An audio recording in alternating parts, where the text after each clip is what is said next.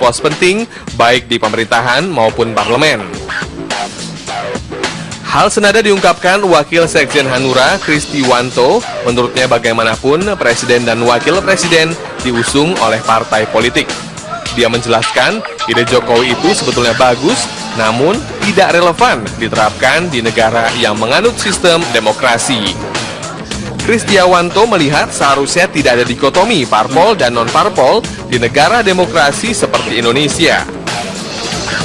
Sementara itu Partai Nasdem justru menyambut hangat keinginan Jokowi yang berencana deparpolisasi kabinetnya.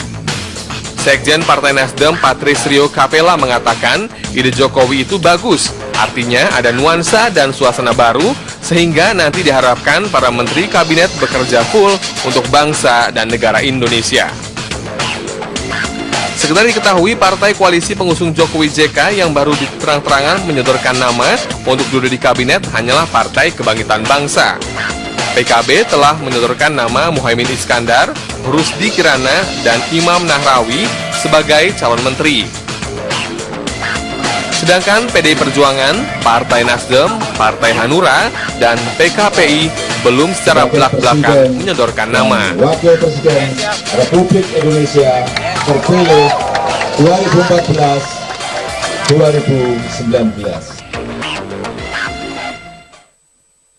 Hai pemirsa, selamat malam. Apa kabar di malam ini? Senang sekali saya Abdul Rashid dapat berjumpa dengan Anda kembali selama 1 jam ke depan. Kita, kalau Anda masih ingat, tepat 24 jam lalu kita membahas bagaimana rumah transisi Jokowi. Dan kita lanjutkan lagi lebih spesifik kali ini. Nah, apakah ini memang rumah transisi ini bakal jadi perpecahannya koalisi para pendukung Jokowi? Kita lihat kemarin bagaimana kencangnya yang nama Jazilul itu dari PKB mengatakan tidak setuju kalau misalnya nanti siapapun nanti akan duduk sebagai kabinet, tapi harus melupakan asal-usul partainya.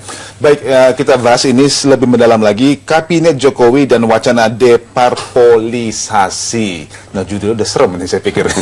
Kan, oke, bagaimana ke depannya? Ada 3 narasumber yang sangat kompeten untuk membahas ini. Di samping kiri saya, mohon izin saya perkenalkan dulu dari PDI Perjuangan, Pak Andreas Parera. Apa kabar Pak? Kita coba lagi. Malam, ya, selamat malam. Selamat malam. Dan dari Ketua DPP PKB, Pak Hanif Dakhiri. Assalamualaikum. Apa kabar Pak? Waalaikumsalam. Selamat malam. Terima kasih untuk hadir. Dan dari mana nih? Dari Hanura, Ketua DPP Partai Hanura, Pak Jafar Bajeber. Selamat malam Pak Jafar. Apa kabar? Terima kasih Pak Jafar. Baik, saya tanyakan dulu mungkin ke mana nih yang paling dekat dulu, mungkin ke PDI Perjuangan ya. Nah, salah nggak saya tadi kalau saya bilang ini jangan-jangan rumah transisi Jokowi ini bisa menjadi awal cikal bakalnya perpecahannya koalisi pendukung Jokowi? Kalau melihat kok aku suka kok terlalu heboh, tapi justru mereka di kabinet kok kayak bisa dilupakan. Saya kira tidak. Artinya saya optimis bahwa justru ini akan memperkuat bangunan kerjasama yang sudah dibangun antar partai. Karena rumah transisi ini kan dimaksudkan untuk terjadinya perpindahan pemerintahan ini, ada tongkat estafet dari pelari sebelumnya ke pelari yang berikut itu berjalan dengan mulus. Nah, soal kabinet itu urusan berikut, itu urusan wilayah presiden gitu. Juga saya kira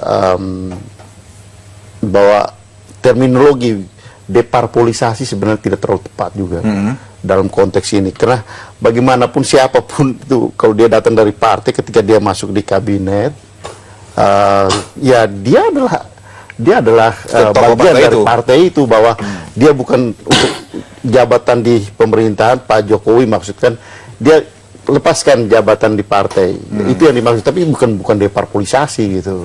Saya kira Pak Jokowi juga tidak pernah mengatakan bahwa deparpolisasi di kabinet itu. Tapi kabinet ini adalah bangunan dari berbagai macam, itu tadi ya, pertama profesional yang harus mempunyai kompetensi fungsional dia untuk memimpin kementeriannya.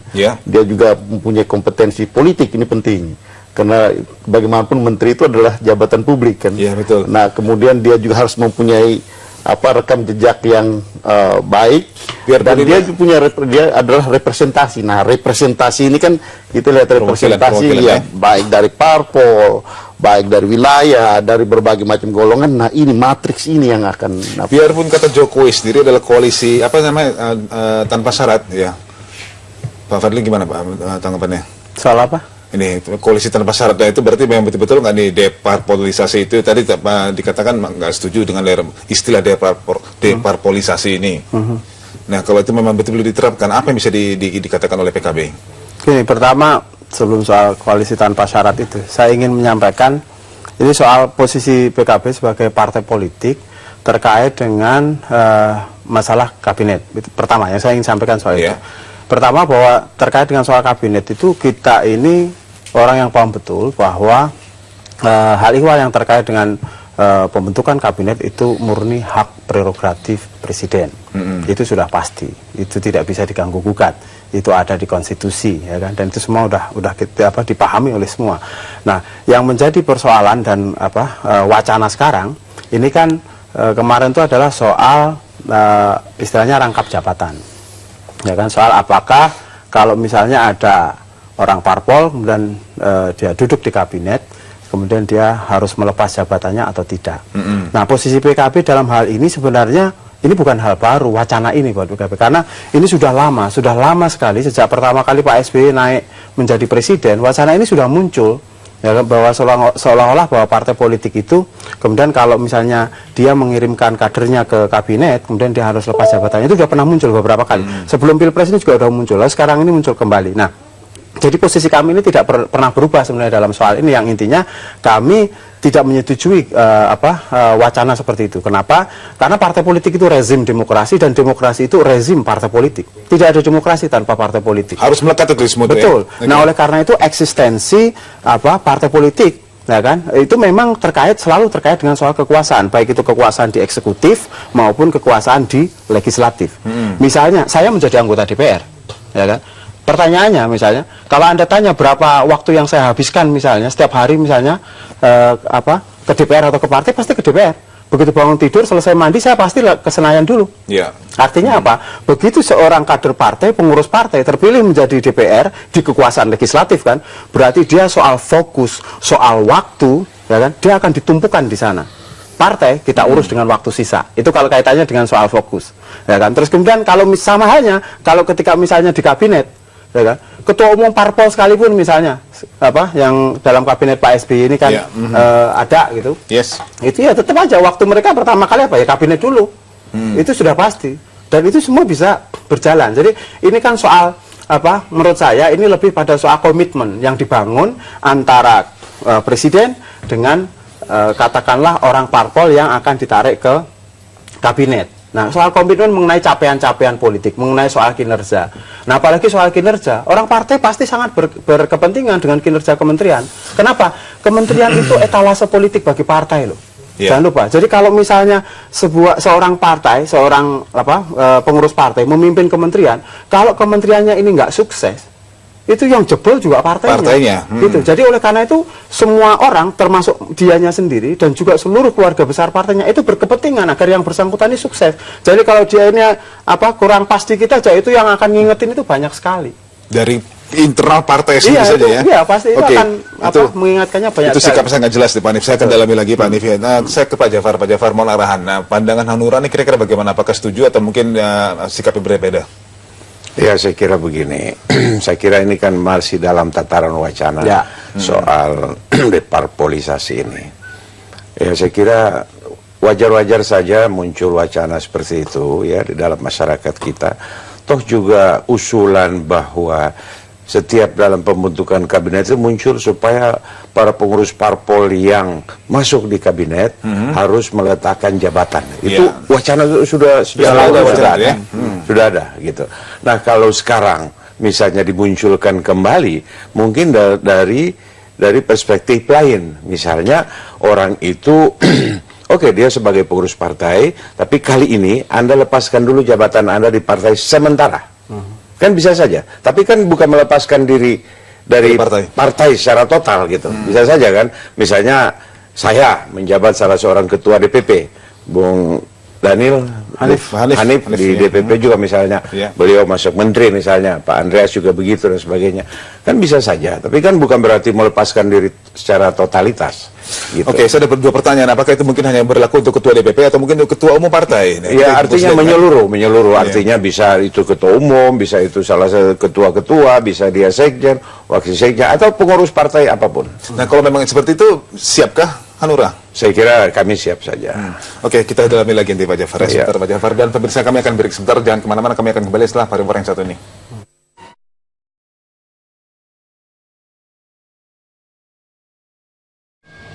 Ya, pemirsa, Kabinet Jokowi dan wacana deparpolisasi masih kita bahas tadi. Tapi sementara pada saat break saya sangat menarik tadi dengan Pak Hanif ya. Pak Hanif tadi katakan, saya coba ingatkan saya itu yang namanya Presiden SBY itu adalah ketua partai politik juga harus diingat, ya kan, bahkan sampai sekarang juga masih menjabat. Nah, kalau disamakan dengan Jokowi bukan ketua partai, ya, karena ada Ibu Ketum situ. Nah, positioningnya di mana saya bisa membedakan ini? Apakah mungkin karena Jokowi memang bukan berasal dari kader kuat partai, sementara SBY memang dari kader kuat partai? Pertama, ini kalau soal Pak SBY ya, Pak SBY kan ketua umum. Ya. Ketua umum partai menjadi presiden. Yang harus dilihat pertama adalah kinerja beliau sebagai presiden. Buat saya, kinerja Pak SBY sebagai presiden itu berhasil, ya kan, dari banyak segi. Misalnya mulai pertumbuhan ekonomi kita bisa lihat, macam-macam indikator lah. Itu kita bisa diskusi dalam kesempatan yang lain. Tapi intinya buat saya sebagai presiden beliau sukses, sebagai presiden beliau berhasil. Dan dalam posisi yang sama juga, beliau itu adalah ketua umum partai. Jadi artinya nggak ada masalah kan. Presiden bahkan wilayahnya lebih besar dari hanya sebuah kementerian. Ya kan? Itu saja bisa berhasil. Apalagi misalnya kalau misalnya hanya nangani satu kementerian. Bisa bilang partai itu agak tergantung dengan yang nama SBY itu ya. Bukan, maksud saya bahwa posisi beliau sebagai ketua umum partai itu sama sekali tidak mengganggu, ya kan? Mengganggu kinerjanya sebagai presiden. Nyatanya beliau berhasil kok. Lancar-lancar aja. Ya, lancar-lancar aja ngurus republik ini, ya kan? Baik, ya kan, persoalan-persoalan bisa diatasi dengan baik. Itu satu. Yang kedua, dari segi penerapan presidensialisme multipartai di Indonesia. Nah, ini kan sering diabaikan nih oleh sebagian kalangan bahwa fakta presidensialisme yang berlangsung di Indonesia ini ditopang oleh sistem multipartai, sehingga dibutuhkan kekuatan mayoritas di parlemen untuk menjaga agar relasi antara pemerintah dengan parlemen ini bisa produktif, tidak terjadi deadlock, program-program pemerintah bisa lancar, APBN bisa lancar dan segala macam itu. Ini artinya adalah bahwa presiden yang terpilih ini membutuhkan dukungan yang memadai dari DPR. Betul. Ya kan? Dukungan yang memadai dari legislatif. Nah, jangan sampai misalnya kalau ini dukungannya ini kurang, ya kan? Nanti bisa mentok di parlemen. Ya, ini pasti mentok. Nah, ada argumen begini, kalau misalnya nanti DPR-nya misalnya kita tidak cukup mendapat dukungan DPR, ya kita lari ke rakyat lah. Toh presiden dipilih oleh rakyat. Pengalaman di Amerika Latin jebol semua presidensialisme demokrasinya. Hancur negaranya.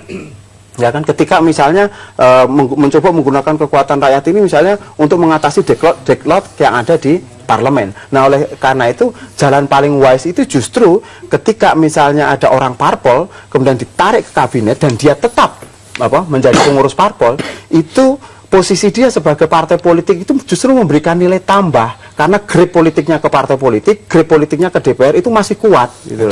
Tapi kalau misalnya ini dilepas jabatan, ya kan, orang partai begitu jadi menteri misalnya jabatan di partainya itu dilepas, ini grip politiknya bisa hilang. Jangan lupa kultur politik kita ini masih sangat terkait dengan soal itu gitu loh. Saya merasakan ada sense sedikit seperti ancaman ya dari Pak Hanif. Pak Hanif itu apa betul nggak? Mungkin saya harus bukan sebentar, Anda nggak boleh menafsirkan seperti itu. Ini realitas dari presidensialisme multipartai, maksud saya gitu. Kalau misalnya Pak SBY, koalisi Pak SBY itu kan besar, mencapai 70% kekuatan di DPR, ya kan. Jadi kalau misalnya ada apa-apa dikit itu masih aman.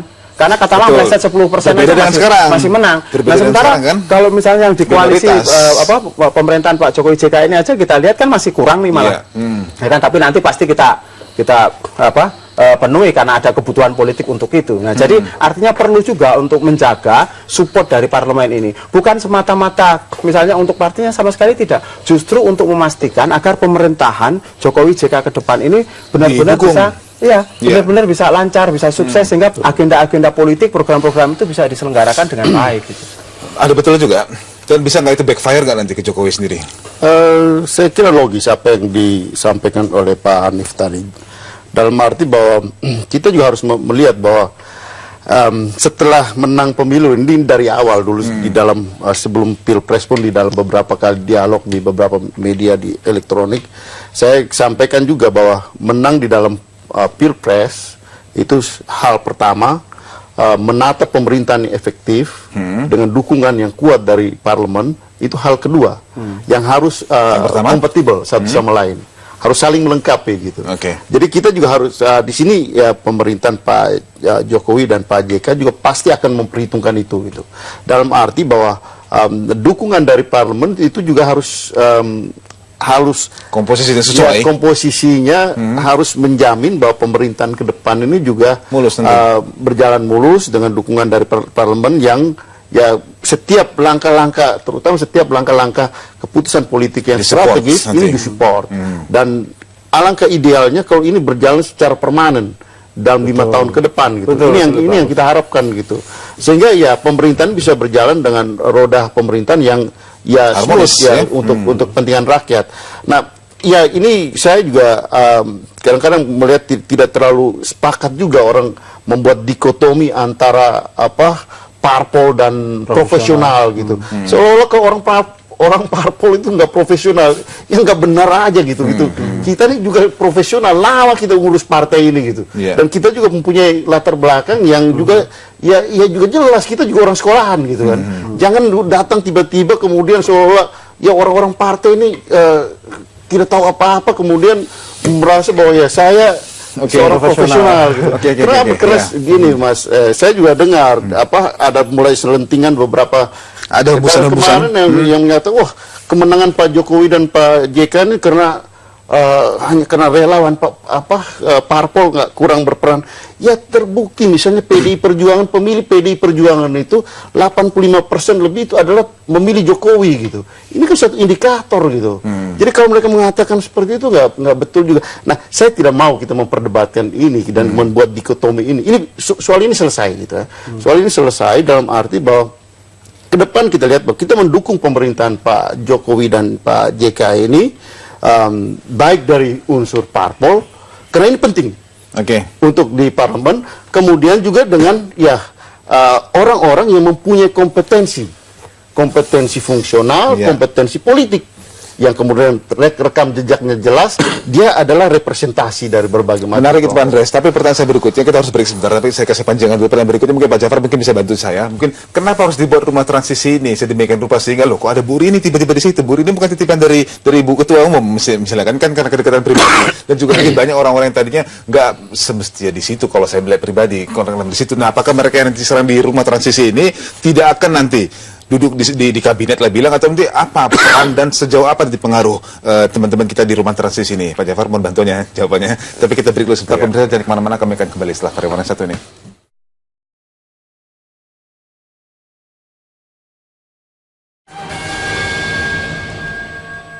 Oke, kita masih membahas tadi bagaimana tadi dampak dari rumah transisi dari Jokowi dan juga kabinet Jokowi dan wacana deparpolisasi. Pak Jafar Monarahan, dari kira-kira bagaimana? Mohon kasih saya pencerahan kenapa nih sekarang rumah rumah transisi ini diisi oleh orang-orang yang kita tiba-tiba nggak tahu kok tiba-tiba di situ dan apakah ini memang jangan-jangan bisa membahayakan kita sebagai kader-kader partai di sini? Begini, pertama soal rumah transisi ya. Saya kira ini sebuah metode baru. Ya, dan juga menarik, ya kan, karena kita belum pernah ada pengalaman pemerintahan sebelumnya dahulu kala melakukan hal semacam ini. Artinya bagus sekali. Kemudian soal personalia yang masuk di sana, saya kira ya tentunya itu kan tergantung kebijakan dari presiden wakil presiden.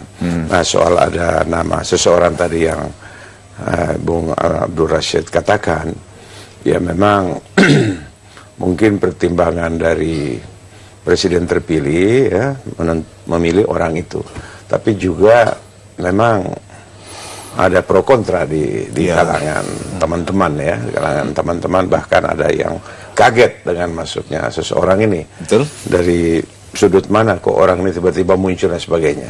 Tapi bagi kami, khususnya kami bertiga tentunya, khususnya ada di forum ini tidak terlalu menarik untuk siapapun lah, sepanjang itu untuk kepentingan bangsa negara, untuk kepentingan nasional, ya, apalagi dalam memuluskan masa transisi pemerintahan Jokowi JK ke depan, saya kira ya kita setuju-setuju saja. Kok normatif sekali, Pak? Sobat begini, Pak Rashid. Jadi saya kira rumah transisi ini kan lebih apa ya? Lebih sifatnya temporer gitu. Betul, temporer. sementara. Jadi, nah ini hanya untuk membantu Pak menyusun, ya, presiden terpilih dan wakil presiden terpilih untuk menyusun gitu. Dan saya kira ya soal orang di situ tentu lebih kepada orang yang dalam hal ini yang selama ini ada di dekat dengan Pak Jokowi dan dia tahu dan dia percaya. Saya kira ini penting untuk mempersiapkan ini. Bahwa soal kabinet saya kira itu wilayah calon presiden dan wakil presiden terpilih. Teman-teman di rumah transisi ini kan kalau kita lihat dari komisi Pak Jokowi juga ini kan kepala staf dan deputi-deputi kan.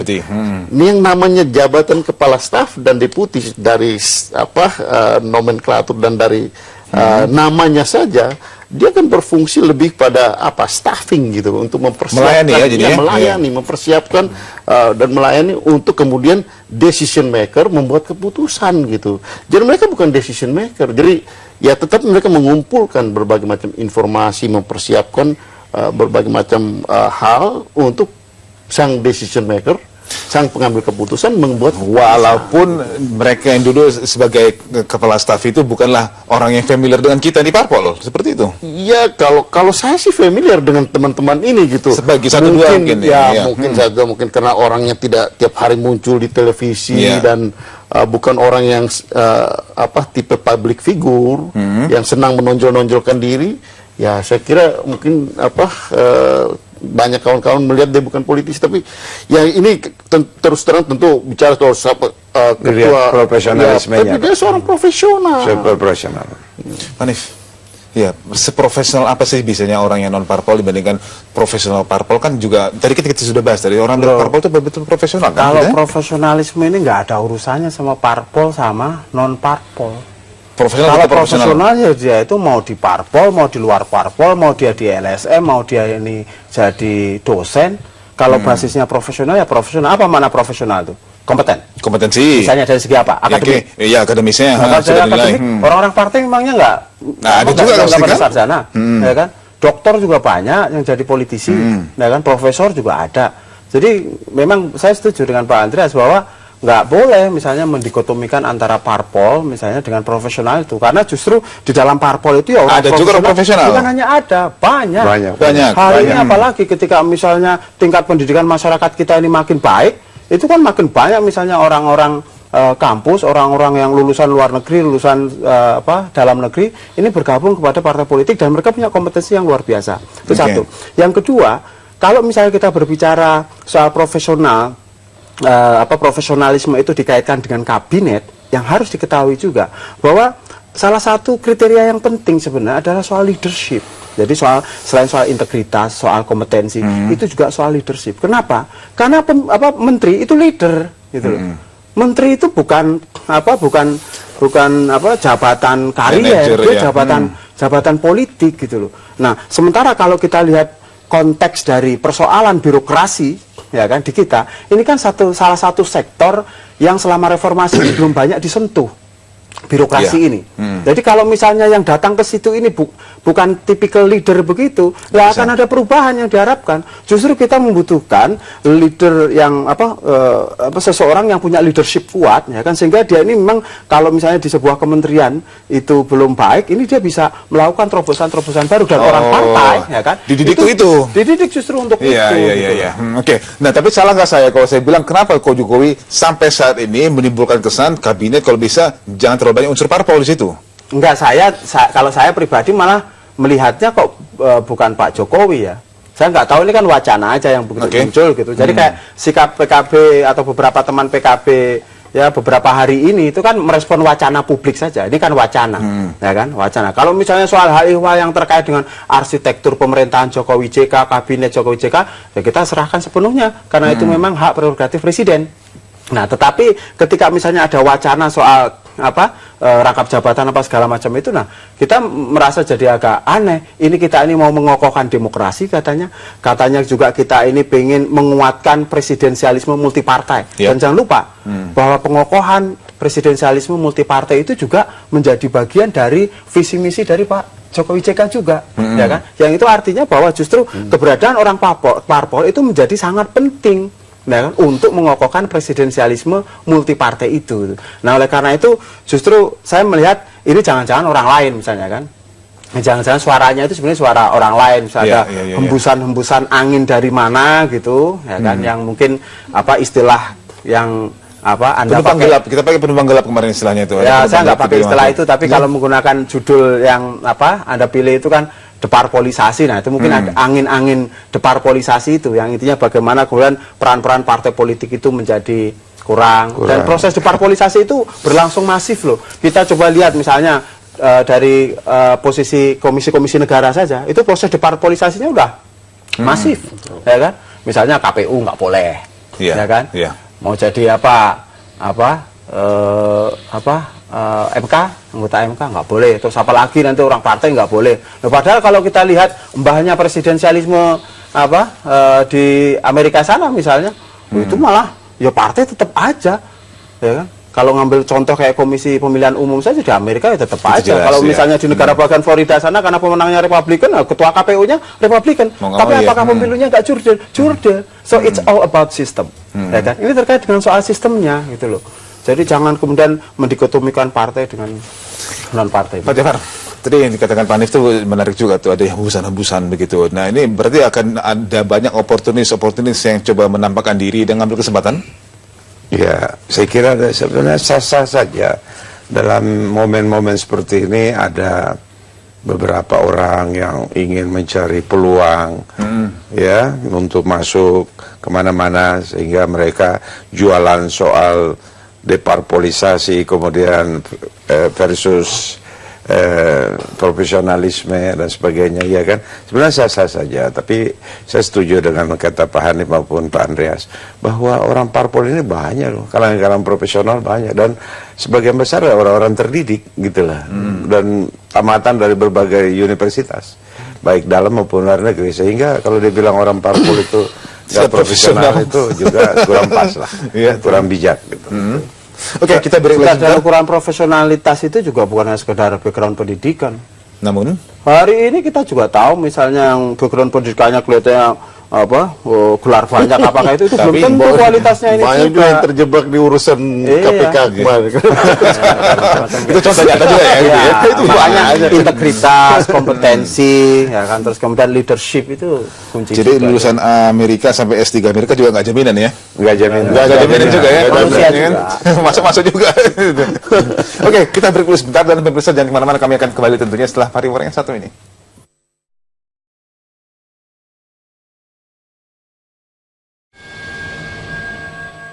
Oke, pemirsa, kita masih membahas bagaimana kabinet Jokowi dan juga wacana deparpolisasi. Tadi sangat menarik tadi ini katakan Bang Hanif tadi, dan saya ingin koreksi lagi ke Pak Andreas. Kalau memang betul ada hembusan-hembusan tadi, siapapun yang di situ, tadi kita sudah bahas juga, mungkin tidak menutup peluang adanya orang oportunis menampakkan diri. Nah, mohon arahan nih, sikap kita di parpol seperti apa? Apakah kita pasang pagar lebih kuat lagi, atau kita hembuskan lagi yang lebih baik lagi mengenai parpol sebenarnya jauh lebih bagus untuk begini-begini, atau bagaimana sikapnya sebaiknya? Ya, itu yang tadi saya maksudkan, bahwa Pilpres ini udah selesai gitu.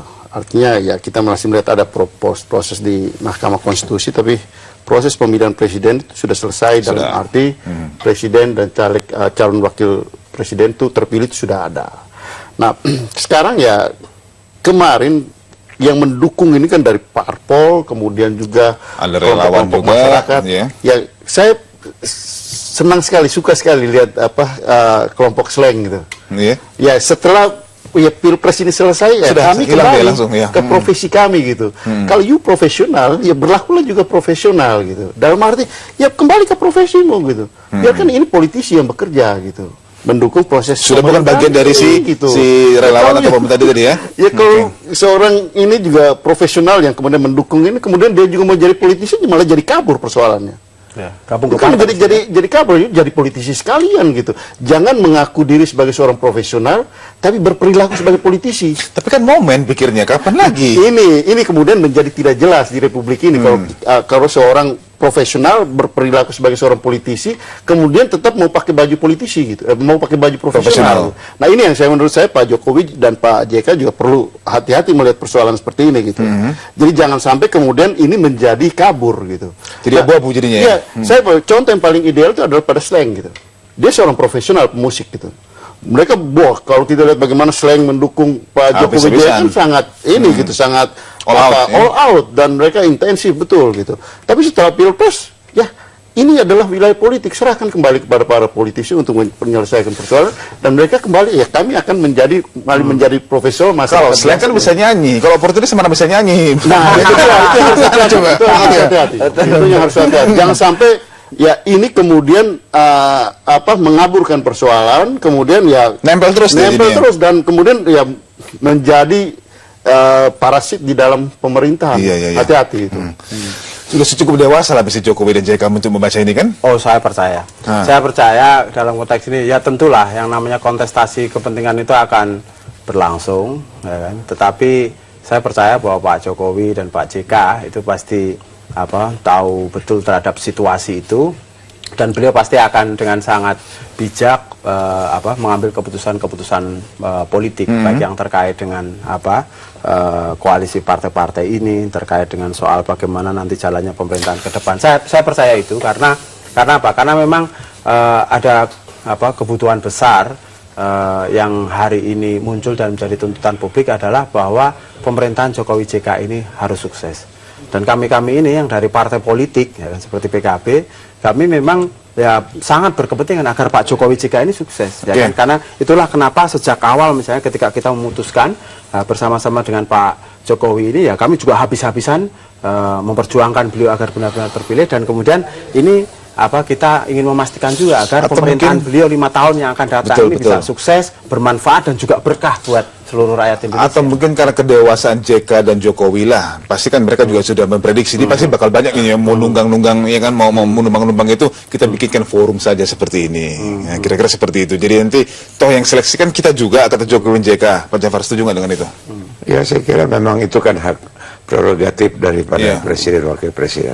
Biarlah kita serahkan kepada beliau untuk menentukan siapa-siapa yang akan mereka rekrut atau mereka pakai untuk menjadi pembantu beliau di kementerian. Itu kita serahkan aja. Kita udah inilah.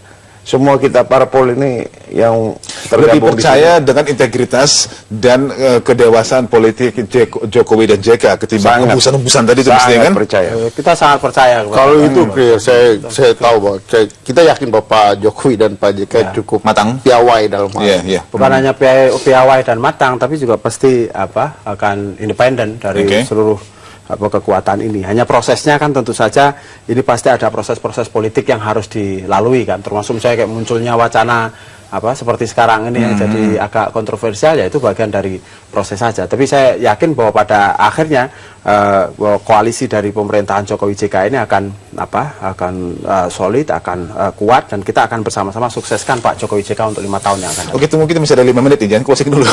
Oke. Saya pengen tahu nih, mau sekuat apa hembusan-hembusan itu nanti bisa sampai ke telinga Jokowi? Mungkin saya kira di dalam masyarakat yang terbuka seperti sekarang kan, ya ini kan semua pembicaraan kan direkam oleh publik gitu. Iya. Termasuk apa yang kita bicarakan sekarang ini kan. Mungkin tidak didengar langsung tapi direkam oleh masyarakat, dan mungkin pasti itu akan sampai ke telinga mereka-mereka yang membuat keputusan. Oleh karena itu saya kira juga Pak Jokowi dan Pak JK juga pasti tidak menutup kuping gitu terhadap berbagai macam masukan, tentu masukan yang benar, yang mana yang perlu disaring, dan ini saya kira hal yang wajar. Kita bergembira bahwa kita sekarang ini menjadi salah satu masyarakat demokratis di dunia ini, dan juga dengan sistem pers yang terbuka gitu. Ini satu keuntungan buat kita, sehingga dengan demikian banyak hal yang dibicarakan yang menjadi kepentingan kita bersama, kita bicarakan secara terbuka. Cukup terbuka. Hanif, sebagai closing statement, apa yang bisa disampaikan? Ya, pertama, ya tolonglah, jangan dikotomikan antara parpol dengan profesional. Yang kedua, kalau bicara soal rangkap jabatan, satu kita harus lihat tadi, satu dari segi konstitusi, dari segi aturan perundang-undangan, kan itu memang tidak ada larangan di situ. Kemudian dari segi manfaat politik, jelas itu sangat bermanfaat untuk mengokohkan presidensialisme multipartai kita, sangat membantu misalnya proses delivery kebijakan pemerintah kepada DPR. Jadi ada nilai tambahnya. Dengan melibatkan orang parpol yang tetap menjabat di parpol, nilai tambahnya itu sangat besar buat kesuksesan sebuah pemerintahan dan sekaligus kesuksesan presidensialisme demokrasi. Nah, terus kemudian yang ketiga, bahwa kami percaya bahwa pada akhirnya konstruksi dari pemerintahan Jokowi JK ini akan terus melibatkan berbagai komponen. Nah, jadi seperti yang selama ini dilakukan kan, masukan dari sana dari sini, termasuk dari partai politiknya, tentu saja itu hal yang sangat positif dan sangat baik, dan kita percaya bahwa pada akhirnya keputusan itu akan diambil sebagai keputusan yang terbaik. Nah, kita kan yang penting kalau dalam soal-soal begini adalah soal komunikasi kan. Komunikasi, makanya kita dengan partai segala macam itu kita juga terus komunikasi, ya kan. Segala hal yang menyangkut kesuksesan pemerintahan ke depan ini bisa kita komunikasikan dengan baik. Dan yang terakhir soal kabinet, soal hal ihwal yang terkait dengan pemerintahan ke depan, ya ini murni hak prerogatif presiden yang kita semua PKB tentu itu juga sangat menghormati itu. Kita jadi tidak ada istilahnya kita ini mau mendikte atau kan soal rangkap jabatan sebenarnya isu yang nggak ada hubungannya dengan soal arsitektur pemerintahan atau yang terkait dengan soal kabinet, nggak ada. Ini murni soal wacana saja yang dari dulu ini memang sudah disuarakan oleh PKB. Jadi Pak Jafar, sebagai penutup, ini bagian dari proses dan kita memang menyikapi dengan cukup dewasa. Iya, saya kira begitu. Nah, kita yang penting ke depan ini orang-orang yang insya Allah nanti membantu beliau berdua di pemerintahan bisa mengikuti irama kedua beliau, terutama bagaimana melaksanakan kinerja pemerintahannya supaya lebih optimal dalam pelayanan dan peningkatan kesejahteraan masyarakat Indonesia yang sebagian besar memang masih tertinggal, sehingga perlu dipacu oleh mereka-mereka yang bermental baik, yang punya dedikasi, yang punya integritas, sehingga betul-betul pemerintahan Jokowi JK ke depan adalah pemerintahan yang betul paripurna, bahkan kita harapkan tanpa cacat.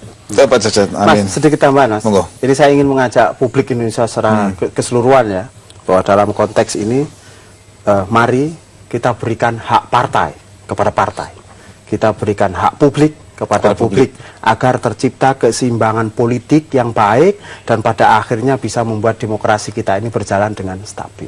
Hak partai kepada partai, hak publik kepada publik, ya itu saya suka. Hak media juga pada media dong untuk kompor-kompori terus. Ya, termasuk media jadi kan. Terima kasih banyak Pak Hanif, terima kasih banyak ya Pak Andreas, Pak Jafar, terima kasih banyak.